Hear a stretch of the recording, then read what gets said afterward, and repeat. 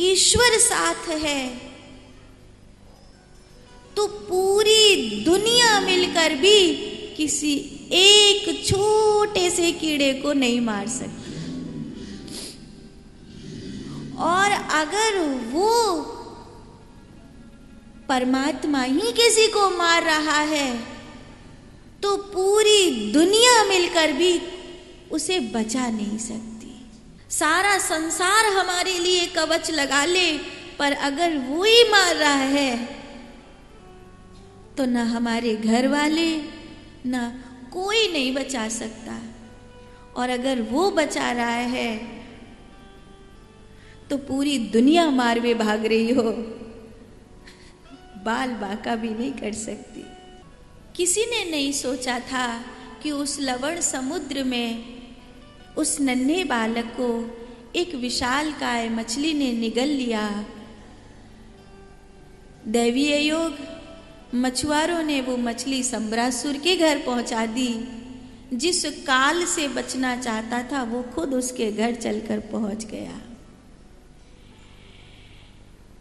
विद्यावती ने, उसके कोई संतान थी नहीं, मछली के पेट से मनुष्य का बालक निकला है और वो भी इतना सुंदर बालक है।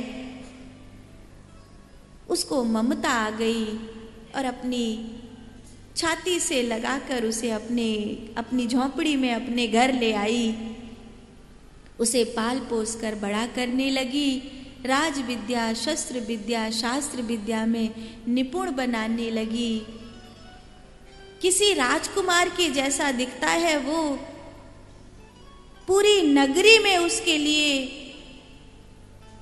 शोर है कि ऐसा कोई बालक है जो इतना खूबसूरत है। मायावती उस बालक पर मोहित हो गई। मायावती ने उस बालक को 8 मायाएं सिखा दी। फिर वो उससे विवाह करना चाहती थी, लेकिन प्रद्युम्न ने कहा कि मेरी आयु में और आपकी आयु में तो बहुत भेद है, आप मुझसे बहुत बड़ी हैं, हमारा आपका विवाह नहीं हो सकता। मायावती समझ गई